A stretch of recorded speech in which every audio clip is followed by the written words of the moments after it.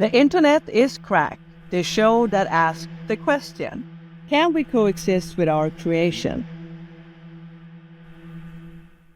Hi, I'm Seth Camillo. And I am Caroline Risberg, and we are the Internet is Cracked by Addicts for Addicts.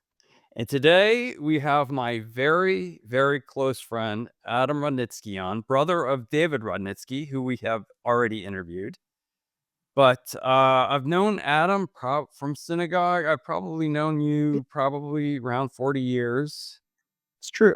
Or so. And I have to say he's a true friend, and you can tell that because I had a premiere of a film in Los Angeles a few years ago, and he flew from San Francisco down just to see the premiere with his wonderful wife, and that was a wonderful thing I think about all the time. That was very supportive of you, and I continue to appreciate it. It was a lot of fun. We really enjoyed it. Wonderful, wonderful, wonderful. You've been in Silicon Valley for a long time. I have been almost 25 years now. Wow. Hard to believe. Yeah. And tell us what you are doing now with your company. What's your company name and everything like that? What Yeah. do you do? So my company is called Tangram Vision. And what we do is we build software that helps optimize the sensors that are used on modern autonomy. And by that, I mean mobile robots, autonomous vehicles, drones. All of them rely on sensors to sense and understand the world around them. And if those sensors don't operate perfectly, you can potentially have problems. So we make sure that they're always operating perfectly. They're optical sensors. Well, they can actually be in different forms. So optical is certainly one of the main modalities. When you think about cameras, you can also think about pairs of cameras, like our eyes that can discern three-dimensionality in the world. But Okay. a lot of autonomy actually relies on newer types of sensing. So things like radar, which is sonic, LiDAR, which is looking at um, effectively laser light, and Right. another one that we call an IMU, which stands for Inertial Measurement Unit, which, the name suggests, senses motion. Wow. Wow. That's very cool. A lot. There's a lot of different sensors, and the reason really actually is primarily safety and functionality. You can imagine, for instance, out here in Silicon Valley, we have companies that are testing autonomous trucks. Imagine you want to have a pretty certain sense of where that truck is in the world if it's going to be barreling down a highway at 55 miles per hour without a driver. Oh, wow. Yes. So how did your company form? This is not your first startup, right? You are a founder. You are a founder of this company along with your some other people, right? And and so tell us about, you went to an incubator, right? Well, we did, although that was actually after we founded the company. So I think the real origin story here, if I really want to sort of go back in time, Tell but us. the previous company that I started, which I started back in 2008, was a company called Retail Technologies. And what that company did was it tapped into cameras that were in retail environments and helps retailers and brands understand consumer behavior. How we did that was with something that was really unique at the time, but is actually very common now. Hmm. So what we did is we actually didn't really connect those cameras to much automation or computer technology. We actually created a virtual video analysis assembly line in the cloud using people. And so this is what we call human in the loop now. And so a lot of processes that you might see in the world that you think are being done by computers, there might actually be banks of hundreds or thousands of people behind those processes doing what you as a observer or consumer sees. Like the So, Amazon store, right? Where you walk uh, out. yes. And That was Amazon's been one of the innovators in this space. They created a system way back in the late 2000 knots, I guess they call it, that was called Mechanical Turk. And that was this massively parallel crowdsourcing platform for analyzing images, text, anything you can imagine. And I guess the relevance why I bring that up is because that was what started me in what we call perception.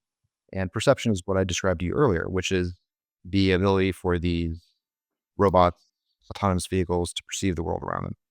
And my next step after retail was to join a company called Occipital. And Occipital was one of the most innovative companies in an area we call computer vision. So computer vision, contrasted to what I just mentioned with crowdsourcing analysis of video, computer vision is actually more like the real deal, where you actually have computers that are trained to recognize data coming in from, say, visual sources, and then derive data sets or information from that. And so Occipital created all sorts of really fascinating computer vision tools. If you use a phone right now that can scan a barcode, Occipital created that original technology that let a barcode be scanned with just a camera. Oh, wow. They created, Wow. they created the first panoramic photography app where you could move your phone around and it would stitch together a cohesive panoramic scene around you. Oh, wow. And when I was at Occipital, the main thing I joined to do was to help launch one of the first 3D sensors for consumers. And so that was pretty revolutionary. Prior to Occipital doing this, 3D sensors were really relegated to uh, academic laboratories, military applications. Mm. They hadn't been brought to a price that anybody could afford. So Occipital created something called the structure sensor, which was a 3D sensor that could attach to an iPhone or an iPad, and you could use it to do things like walk around your house and create a perfect 3D model of it from the inside out, or take a 3D scan of your child as they grew up, so you'd have the 3D memory of what they look like in every Mhm. stage of their life. Wow. And when I was at Occipital, uh, we had a very talented team. One of the people that I worked with was an engineer that came in through an acquisition we made, and his name is Brandon. Brandon headed up some of the more technically esoteric areas of the company, one of them being what we call sensor calibration. So sensor calibration is what Tangram Vision is centered around. So Brandon and I both left Occipital around the same time, and Brandon called me up in January of 2020 and said, "Hey, I want to start a company and I want you to start it with me." And so that was how Tangram came together. And I think we knew fairly early on in the time frame of the company that sensor calibration and sensor fusion, these are the tasks that we tackle at Tangram, weren't really solved or weren't solved well. And that there was also this burgeoning field of autonomy that was needed. And so Tangram came out with that. Perfect. Wow. Wow. Yeah, That that's was a really very long interesting. explanation. And No, I'm like, wow. can you tell Uh, us a little bit about what it took to get, because this is, you know, for the viewers at home, we have you to talk about Silicon Valley. What was it like getting funding? You have this idea.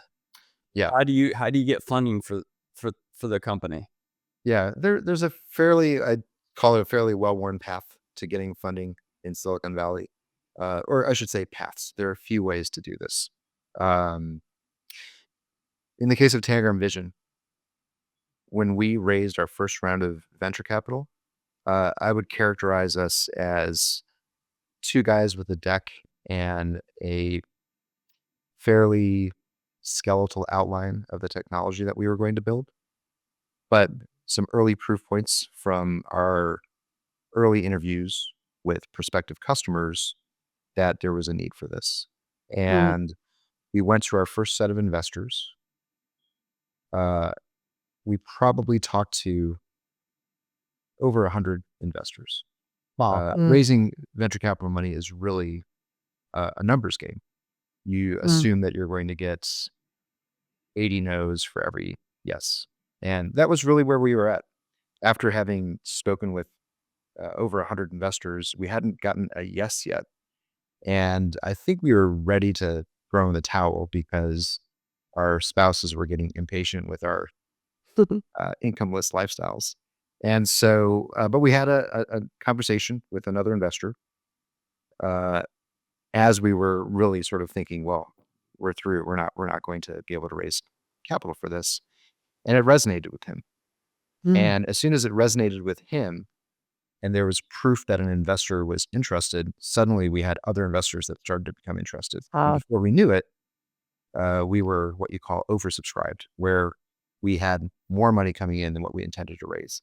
And this happens frequently in Silicon Valley, yeah. where and this is, this is not to sound like a knock against venture capital investors, but they're working off very little information when they are looking to invest in the startup, and they have to find any signal that they can that there's a Mm. chance of success. So in this case, the signal that they had was some very credible investors have decided to invest in this company. They have a good track record, and this gives us confidence to join as well. And so that was how it came together. Other Mm. companies can have simpler paths. The amount of money we raised initially was not a lot in the grand scheme of things in Silicon Valley. What you see sometimes out here are what I would call celebrity founders. Maybe they're repeat founders who had massive success in a previous startup, or maybe they're industry luminaries who are top tier academics out of research labs that have deep insight into a problem that only they and their team can solve.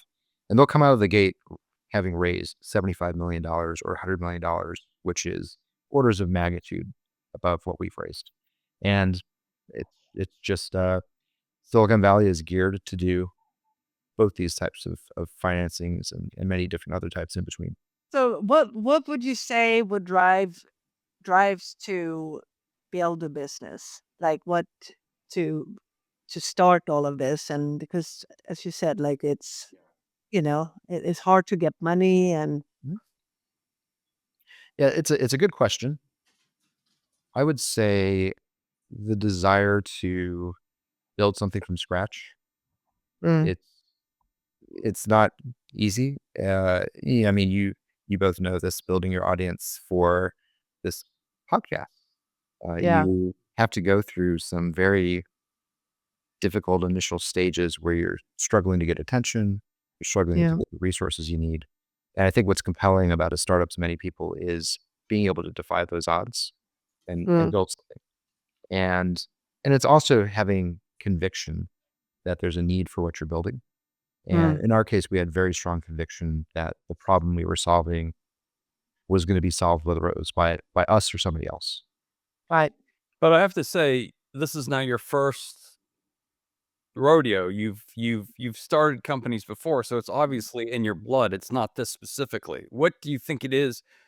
And I mean, we almost started a company Yeah, together, it's and true. I regret that to this day that we didn't do that. I think I was scared off by the things you're talking about that you're not scared of. So what do you think it is in your DNA that differentiates you from me? Yeah, it's a good question. If we want to talk about DNA, and maybe my brother mentioned that my parents were perpetual business. I call them like business idea people, where they would come up with business ideas all the time, so many, but never actually act on them. And I think the difference is that Yeah. me and my brother have that same gene, but we've just chosen to act on it. So really starting a startup is an irrational activity. If Right. I look at my peers that came out of my business school class who just pursued standard job routes, they had a much easier financial path than I have had. And that isn't Yeah. even the motivation for me, but for your typical MBA grad, money is a motivator. This wouldn't be the right choice. Is Right. so there has to be something else. And I think in my case, I see business building as a creative exercise, and Yeah. it's kind of fun to see it work. You know, fun punctuated by long periods of pain. That's a good one. But then, as you said, like when you actually see that something comes out of it, and like now what you're creating, it just sounds amazing. I mean, to be honest, it's kind of. I almost have a question about that, about the sensors. That is those cameras for when you drive, or now I know more cities start having cameras where they can recognize people and see. Is that something that in your sensors that they use, or Yeah, in if the world of autonomy, particularly yeah? when we're talking about autonomous vehicles, there is this expanding sense of where their sense of environment comes from. Mm-hmm. And in fact, there is a emerging area that's called V2X. And what that stands for is vehicle to X, X being anything. So you can imagine in the future, we have vehicles that we travel in. Many of them are semi-autonomous. They actually don't necessarily even need to be autonomous, but what those vehicles might be doing is communicating their status and where they are with other vehicles around them and with infrastructure around them. And the reason to do that might be to do things like ease commerce. Imagine if you are traveling from one country to another in a vehicle, and your vehicle can send your passport credentials in advance to a border crossing, and that border crossing knows to just let you through. These types of things Wow. require all sorts of different sensors that are embedded in the environment around us. And these are initiatives that aren't just supported by private companies, but governments around the world are building these types of networks as well as legislation and regulations around these networks. So, for example, here in the United States, in August, the Department of Transportation released a 12-year plan to start instrumenting the country's infrastructure to start communicating with transportation. Hmm. The FCC participated in this. They've segmented off the entire 5.9 gigahertz uh, radio bandwidth frequency to allow for all this communication to happen. And so right now we have a narrow view of how these sensors might work for us in the cars we drive, for instance, doing things like adaptive cruise control that maintains the distance between your car and the one Mm-hmm. in front of you, or lane departure where it keeps you from drifting out of your lane. But really, that's just the Mm-hmm. beginning. There's going to be much more rich and complex interaction coming in the future. Hmm. Wow, that's very interesting. I never thought of that. Could it be like that all cars on the road are communicating with each other and nobody's almost driving as a pack?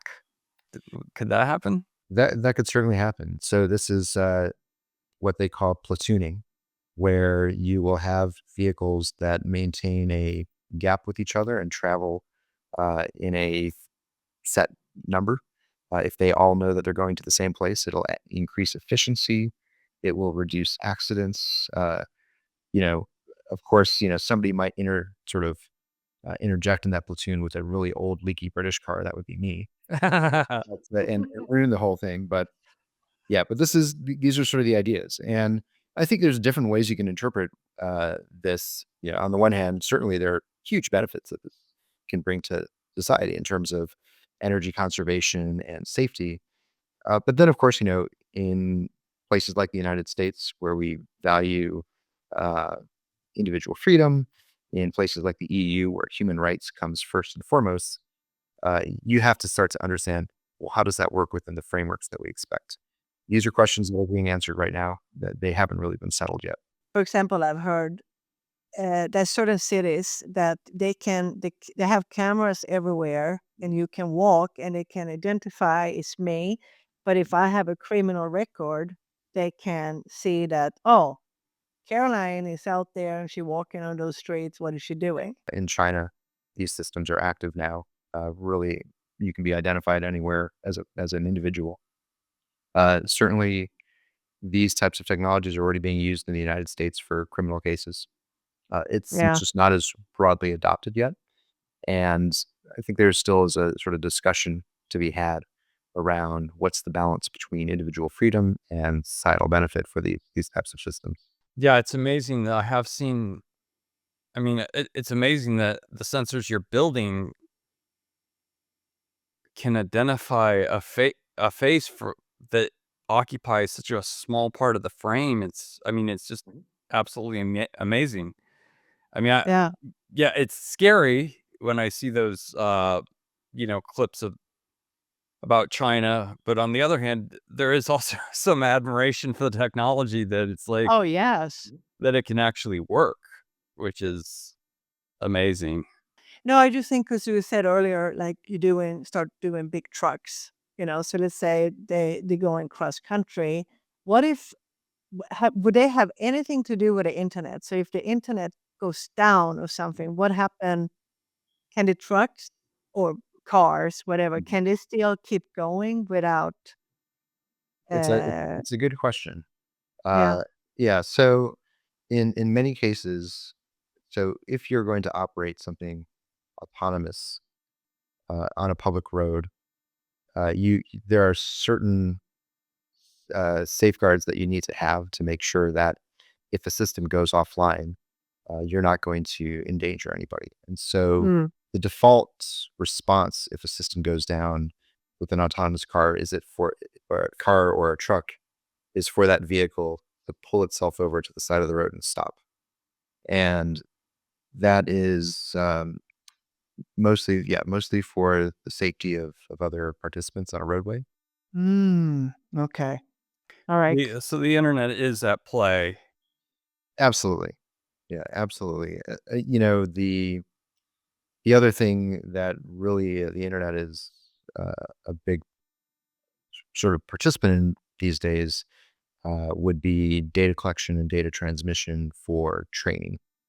So, Mm, all of these autonomous vehicles, many of them, many of them rely on uh, artificial intelligence, and that artificial intelligence has to be trained. A mm, lot of that training comes from data captured through the sensors through operation that will then be transmitted through the internet to a central server where it's going to be processed and turned into something that helps that vehicle perform better in its future cycle. mm. So would you have seen, well, I have seen cars who they drive around, but they have a driver in them and because they have like those. So they are basically, when they drive around, getting trained to see the streets or how does that work? Yeah. So what they're doing is the sensors. First and foremost, the sensors are just orienting the vehicle in the environment and helping it to understand what's around it. But then, yes, they can also be capturing data. And the reason for this is uh, the, there's a concept in the world of autonomy called the operational design domain. What that Mhm. refers to is what is the environment in which autonomy is being introduced to.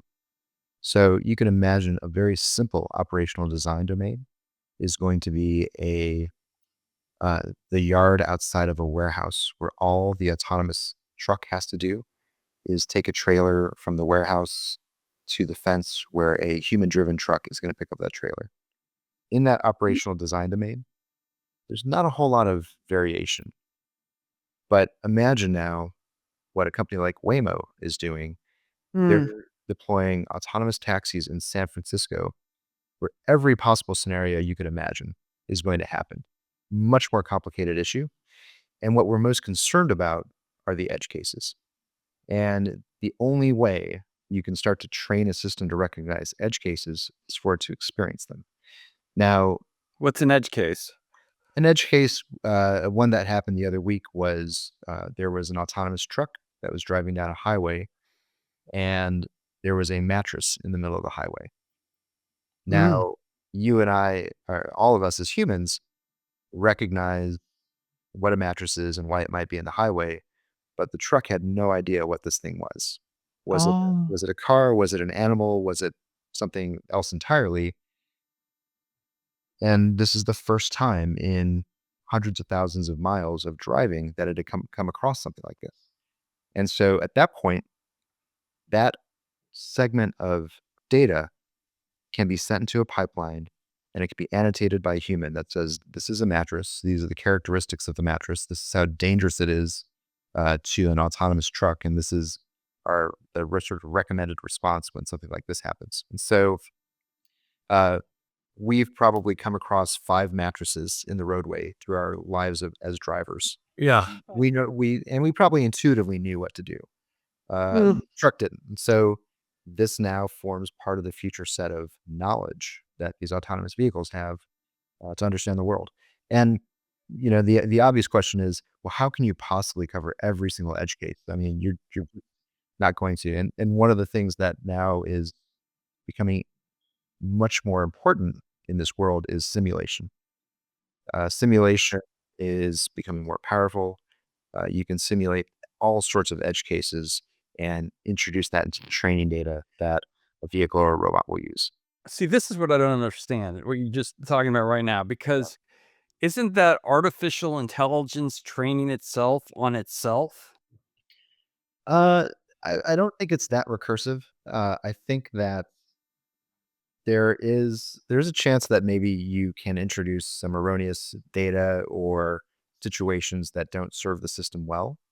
But for the most part, these simulations, part of how they create them, in some cases, is to take real world data, multiple iterations of real world data, and mash them together. So you can imagine, um, take a scene of uh, an alley with a dumpster, and then take a Mm. scene of a freeway, mix them together. Suddenly, you've got a dumpster in the freeway. Something that you wouldn't necessarily come across, but now you have a simulated scenario which can be recognized in the future.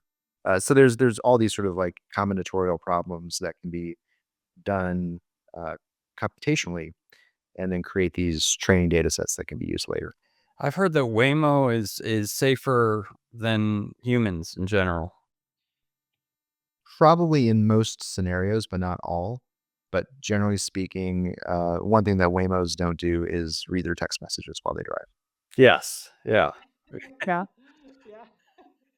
I've been seeing lots of in San Francisco, lots of my friends who live there, they're like, this is my first ride, and they Oh yeah, we they're filming. videoing Yeah. the Waymo pulling up and see there's no driver Yeah. and get in the back. Have Uh, you ridden in one? I've ridden in a few, and I'll tell you a couple of fun stories. The very first Waymo ride that I did was actually in Phoenix, Arizona, Yeah. and I put in the address for my destination, and the vehicle took off, and I was like, "This is amazing. This is living in the future." Mm. And I was sitting there just in awe while the Waymo Jaguar drove me to my destination, and then it let me off at my destination, and I looked around, and I thought, "This isn't where I'm supposed to be." And it turns out it dropped me off 7 miles away from where I was supposed to be. So that was a pretty big fail for my first Waymo ride. Yeah. But then I've taken a number of them subsequently, and they've been flawless. Uh, I took my wife Shirley in a Waymo for her first autonomous vehicle ride, and she was amazed for the first 15 seconds, and then from that point forward, she was on her phone, typing away as if this was just normal. So it's really that amazing.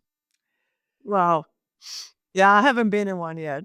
I am still scared. I don't know why. It's silly, Yeah, but I still have fears, I guess.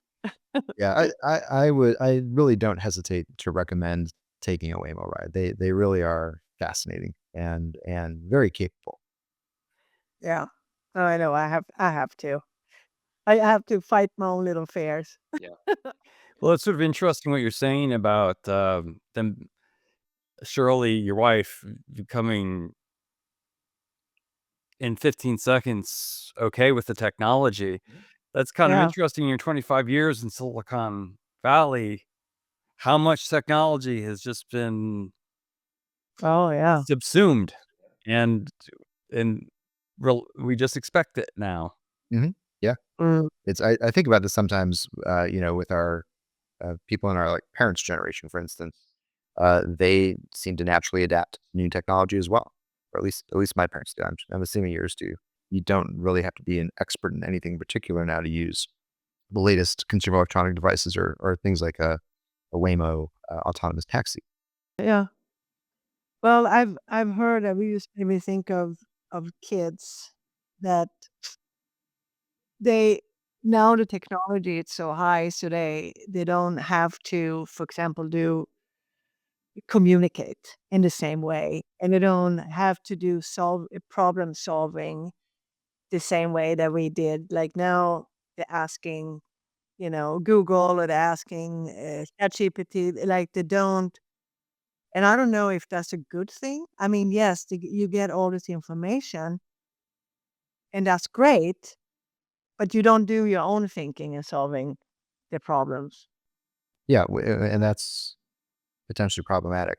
I recall when Beth and I first talked about this podcast, I came up with this pithy comparison, which is, 15 years ago, GPS removed our ability to read maps, and today GPT is removing our ability to sort of think deeply. Yeah. So anytime we have technology that has amazing capabilities, if it becomes too much of a crutch, yeah, you're going to lose your natural skill sets. And if there's an impending apocalypse, you're going to find yourself sort of at a disadvantage to people who chose to keep on reading atlases, I suppose. Yeah, that's a good point. I actually like what you said, and I just there was this big storm, Helena, and big parts of it's totally wiped out right now. And I just heard on the news that the people there are saying we wish we could have the radio wave because what we don't have today is communication because everything is out. To maybe just add on another subject onto this, Mm. probably the business that Elon Musk has that people don't think about much, but which is probably the most the most important one is Starlink. Yeah. Starlink actually resolves this problem, and it resolves it at levels of communication that match our current internet experience. So that is pretty powerful when you have Mm. the ability to provide internet scale, internet speed communication globally to anyone, anywhere. You start to have a means of communication that becomes more important than your traditional telephone companies or cable companies. It can be used for these types of scenarios where traditional Yeah. communication lines go down. Uh, there's probably also a chance that it can be abused. We saw this in the Ukrainian conflict where Starlink was shut off briefly for Ukraine. And that's an example of a private citizen in the world being able to provide sort of cause a direct impact on a world conflict. Mm. I know Yeah, it's that's not. true. It's startling. It's amazing. I Yeah. heard somewhere that he owns that 70% of all satellites, functioning satellites, are Starlink, are owned by Elon Musk. I don't know if they're all Starlink, but Yeah, probably so. I haven't read that stat, but I wouldn't doubt it. I mean, I think they're launching hundreds a year. They're actually really disposable. They're constantly going in and out of service, but there's always hundreds, if not high thousands of them orbiting. and Wow. Ukraine would not be able to do what it has done without Starlink. Yeah, I think it's played a big role in their ability to resist. But he did make a judgment call. Elon Musk, as an individual, made a decision about what he thought was morally right in a conflict where they say really millions of people have died, the true number. Yeah, yeah, and that's a pretty heavy thing when you think about it. Yeah, It's it is. amazing. It is. And it's a lot of power on one person. you know, it's wow. We've been talking about cars and sensors. We've been talking about identifying people and sensors. But what do you think robotics plus AI plus sensors is going to be in 10 Good years? question. Yeah, robotics plus AI plus sensors in 10 years. Well, first of all, it's already here. It's just not widely deployed, and it's not that refined yet. But with 10 years of development, uh, I think we're going to see very, very broad scale deployment of AI-enabled robots. In the last year, here in Silicon Valley, we've seen a new phrase be deployed, which is embodied AI. And what embodied AI refers to really is a robotic system that has AI capabilities. This has sort of largely been applied so far to humanoid robots, where you're going to have a robot with a human form factor, ostensibly working side by side with humans, and it's going to have some level of human-like understanding to be properly integrated into those environments. But it doesn't have to be a humanoid. It could be any type of robot that is going to recognize its surroundings, think independently, and make decisions and uh, perform actions based on its own judgment. And so, probably the area where I would say there's the most interest right now is what kind of automation can be introduced into the home that is sort of fits the mold of embodied AI. Can we have uh, agent-based robots that become companions or executors of tasks, things like that in our homes? It's probably going to happen. I would say within 10 years, it's very likely.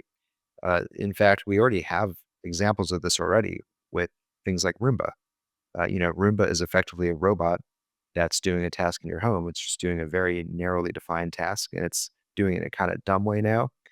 But there are companies that are innovating in this area. There's a company out here called Matic, which makes a Roomba that is AI powered, that does understand when it comes across a cord, so it doesn't eat it, or when it comes across a puddle of water on the ground, it doesn't spread it around. And so that's probably the beginning of where that company wants to go. I'm sure Mm. their aspirations further down the line are to start to broaden that portfolio of capabilities and what those robots can do. Wow. I don't know if this is a good or a bad thing. For me, it's kind of scary. There's this big strike that just happened with in the harbors. What do you call it? Yeah, the ports. The ports. Yeah. Sorry. And where one of the things that they were fighting or fights for is that the what do you call it? The robots is not going to take their Mhm. jobs because you in automatics, I think they would call it, right? Yeah. I mean, how can you stop it? I Yeah. mean, eventually, This is an area where in the robotics world, everybody grapples with this question, which is, do robots take away jobs or do they create jobs? right? And a lot of the industry research says, well, they'll create jobs, they'll create better jobs. There's what we call sort of the 3 Ds of jobs in robotics, which are dull, dirty, and dangerous. Mm. None of which apply to running a podcast, of course. So Right, right. yeah, but you can imagine being a longshoreman fits probably 2 of those 3, possibly all 3 of those sometimes. But it's Yeah. a high-paying job, and it's a job where you've got strong union representation, and Hmm. they want to hold on to those jobs. And so, would automation take away union jobs in a port? It's possible. Would it create new jobs in a port? Certainly would. Would they be higher paying? Probably, and probably more enjoyable. But I guess the question is, does a union want to trade 100,000 jobs for 30, $250,000 jobs? I don't know what the answer to that is. And certainly, right now, the unions have power to exert and protect their interests. It's not surprising that they are. Now, the other part of this argument, though, is that uh, you could imagine a private company setting up their own fully automated port that undercuts the pricing of a union controlled port, Yeah. and then that forces the issue. This is probably going to happen in the trucking industry because there is no union that represents truckers effectively. And so an automated trucking company is going to come in and displace human powered trucking companies because the economics will be better. And so that's sort of probably the inevitable march of progress. Yeah. There's many examples through history with Luddites and other anti-technology crusaders who ultimately lose. Yeah. to use an example from my own life, as Seth knows, I'm a classic car enthusiast, and right now, Crazy, crazy yeah, car enthusiast. well, in the classic car world, there is a growing trend to do electric conversions. Right. And there are probably, I'd say, 80% of the participants in the classic car hobby are against electric conversion. Yep. I want to convert one of my classics to electric because uh, I can yell and scream as much as I want about how I don't want to convert my car to electric. But at some point, I'm just going to be legislated out of being able to enjoy my hobby. Either there are going to be things like, congestion charges in big cities that are uh, levied against gas-powered cars. Gas might be taxed so much that it's just not feasible. Right. Insurance companies may choose not to cover gas-powered vehicles. Governments may say electric cars can only use public roadways. All sorts of things are going to happen that are out of your control. So you can't really ultimately trust that you can fight against progress. There are a lot of forces that keep pushing it forward. Yeah, that's a good point. That's a good point. That is true. How are you gonna, if you want to? I like cars too, and I like the V8, just the sound of it, or certain things. And I actually, my brother, we talked a lot about this, and I'm originally from Sweden, and back in Sweden, I think this put it that they're not gonna have any electrical car. Well, I think they extended it, but let's say to 2030. I don't remember, but I think they extended it because of the what do you call it? The electricity. Mm-hmm. Yeah. It's hard.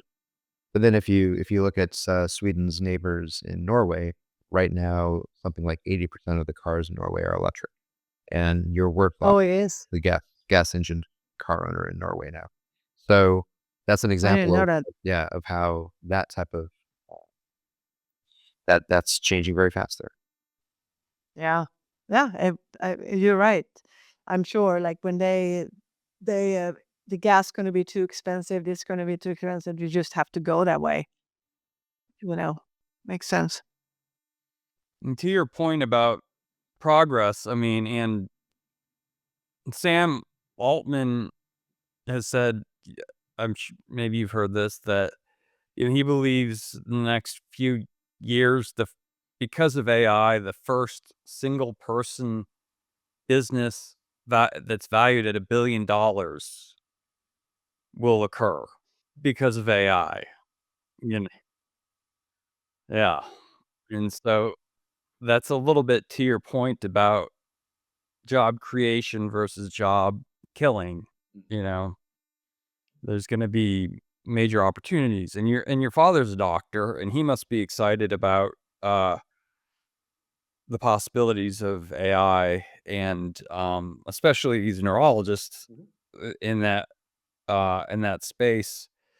What AI might be able to do to help his Yeah, patients. absolutely. Yeah, I think there's already been proof. There's already been systems that are using AI to comb through, past, uh, you know, radiology results and MRIs and all sorts of medical data to discover things that have been very hard to discover before. Yeah, And yeah, certainly, I think the same thing with like genomes and looking at, uh, you know, these massive uh, DNA data sets that would be impossible for people to go through. But AI can go through and comb these data sets for anomalies and discover things that haven't been found before. yeah, And Caroline and I, in our industry, are going through the same thing the port workers are going through. Our unions are fighting against AI, and in our case, I'm not sure there is job creation there because they can write the scripts and make the movie. I'm not so sure Yeah, there's job creation there. yeah, it's that is a good question. I mean, I guess it goes in many different directions. Like, are we better off having AI generated films or Metropolis, or whatever the new Francis Ford Coppola movie is that nobody's gone to see. Right. But there was a film that was written by ChatGPT that was premiering at a London film festival, and they got so much backlash that they removed the screening from their Yeah, it's there's another example of AI in the creative arts, which I found pretty fascinating at the time, which was uh, I think this was the Colorado State Fair in 2022. Somebody entered in an oil painting that was AI generated, and it won first place. And Oh, yeah. the judges didn't realize that it was AI generated when they awarded it that.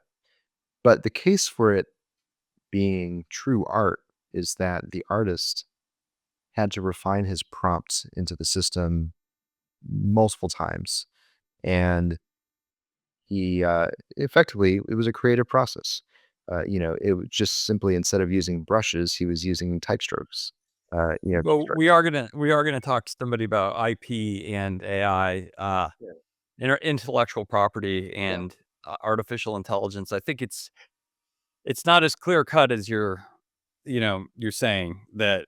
I don't know that I feel like I own something that I've prompted, even though maybe by law I do. I don't know, but I'm not so sure. Yeah, that's right. Like we were talking about that. Like if you write a song on AI, Mhm. do you actually own it? Yeah. Right? Yeah. The There's an interesting parallel example, which is I'm trying to remember the name of this system right now. I think it's called Donbus. Donbus, I think. So uh, a programmer created an AI that could create new programs, and he did this to stress test the world's intellectual property systems. And so he submitted a unique program that was created by this AI system to the um, patent courts of a dozen countries. Most of them rejected it, but Hmm. Australia and South Africa and I believe New Zealand's IP courts accepted that this AI entity was the inventor and therefore could be granted a patent. And so there are existing examples in the world of these government entities deciding that an AI system can be a creator and a legally protected creator. Wait, I wait. know it's You're saying they were saying the AI owns it? the AI is listed as a creator and owner on these patents. Okay, Oh, okay. now you've blown my mind. Mine too. Yeah. Okay. Well, so if that is it, that's probably where a lot of things gonna start going. Well, but keep in mind that some of the larger countries, patent courts threw this out. The United States, the United Kingdom, the EU, many countries said, "Oh, we disagree. This actually isn't valid yet." That's not to say they won't change their minds. I think this I is changing know. their minds. 10 years from now, they're gonna be okay. You know. Well, as we Maybe. wrap things up, I just want to ask one thing that I'm not sure that I actually know. What in the world drove you to Silicon Valley? I mean, I know that you had CompleteCar.com, but what? I mean, at that time, I didn't even have an email address, and Sure. you were My Silicon Valley origin story is so lame. Uh, at the time Tell us. in the late 90s and 2000, I was living in New York City, and I was a financial writer at a mutual fund company, and I hated it. And my first year roommate from college was out here in San Francisco. This is Drew Massey, who you knew, Seth. yeah. And Drew called me up one day and said, "Hey, you hate your job, right? And I said, yeah, I do hate my job. And he said, look, uh, I'm out here in San Francisco and people are just getting funded left and right. So move out here. We'll start a company and people are going to throw money at us. And I was like, I don't believe you, but I do hate my job. So I moved out to San Francisco. We started Complete Car. People threw money at us and we built it and we sold it. So that was how it went. It was just like you said. That's the Wow. least Wow. lame story. That's the coolest story I've ever I heard. don't know. That's a cool story. You know, like had he not called me that week, who knows what I would be doing right now? I mean, maybe I'd still be living in New York, working at a mutual fund company. Yeah. Yeah. It's so funny when things actually happens, that look at that, you know. Suddenly you get that phone call and you jumped on it but you have to be a risk taker too. And a lot of people don't. I mean, a lot of people would be like, sounds great, but you know what? I have a job. I'm not going to do. You actually packed your bags and say, okay, I don't believe it, but I'm going to do it. And look Yeah. where you are here. And that's probably what Silicon Valley is in a way too. Like a lot of people who have dreams some kind of way that they go there and try. What do you think? Because I mean, people have to be like you, Yeah. you I know? think it's true. You know, people come here to pursue a dream or to start something. Uh, it requires, a level of fortitude. I mean, Yeah. the truth is actually also it requires a level of either financial stability or financial idiocy. But, one way Yeah. or the other, you're going to sort of commit yourself to potentially being broke for a short or a long amount of time. And you just have to get past that. And so, and I think that's the attitude that many people have. And, and to be frank, honestly, with Tangram, I couldn't have done this without my lovely wife agreeing to let me No. do this. And so, and that's an advantage I have that not everybody else has. And had I not had that Yeah. advantage, I probably wouldn't be doing this today. Yeah. That's true. She believes in you. Yeah. Well, I mean, as in a relationship, it's Yeah. like you're right. I mean, she knows. But I believe in you too. And this stuff this sounds absolutely amazing. Yeah. And it's it sounds very right impressive. on point, like at the right moments. Yeah. Um, I mean, you're one of those people who is coming up with all of this amazing thing. Like when you Yeah. talk about the sensors, I was like, oh wow. Well, and I look at myself and what I do here, and I feel like there is just this whole strata of people who are so much further advanced than I am in what they're thinking about and what they're doing. And I mean, the purpose of Tangram isn't really to build the most innovative robotic system. It's to build sort of a pick and shovel to enable that. And some of our customers, which includes companies that make humanoid robots and autonomous trucks, I mean, they're the ones that truly impress me because those are such complicated systems to build, and the sacrifices you have to make to build something like that are heads and shoulders above what we do. what kind of Mm. sacrifices do you mean? Meaning, putting yourself in a position where you're having to raise hundreds of millions of dollars. Uh, And I mean, that's not to say that we don't feel the weight of responsibility of uh, performing for our investors, but that's just a whole nother level. And then on top of that, the risk that you take, you're going to build a company that sends an 18-ton truck down the road by buses of school children. I mean, that takes some fortitude. But that's why Silicon Valley has provided the technology, starting in the 50s, why it's been the DNA is been there long before the internet, right? Yeah, absolutely. I mean, you can have a whole nother episode talking about SRI and Xerox PARC and the origins of innovation in Silicon Valley. But yeah, it's been like this for decades here. I always call Silicon Valley the Hollywood for smart people. yeah. He does. Or big dreamers, because that's where Hollywood is too. Like you dream and you go and try, and most don't make it, but The ones who do, they do it. Yeah. Yeah. I mean, You know.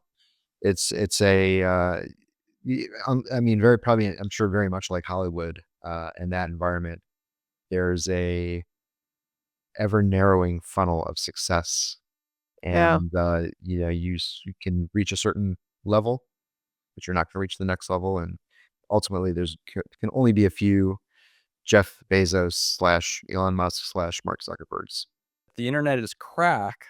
It's powered by the internet. I mean, we need this technology. We need the internet. We need the internet in order to. we need we need the internet and this program and everything to make it happen. Yeah. And as your brother pointed out, he said your program was probably designed, built, and created in Silicon Valley. So Yeah, most likely. Yeah. Probably. all right. Well, Oh yeah. These have thank you been so very much, Yeah, Adam. absolutely. This has been fun. Yeah. Yeah. No. Thank you so much. This is it's so interesting and so insightful. So thank you for coming and talking to us. Yeah, you've been great. Thank you. Thank you. Thank you for watching or listening to The Internet is Crack. Tune in next week when we talk to my cousin, Nick Camillo, an amazing musician and computer programmer. You can watch us or listen to us on YouTube or Spotify or many other outlets. And don't forget to follow us on social media. See you next Monday.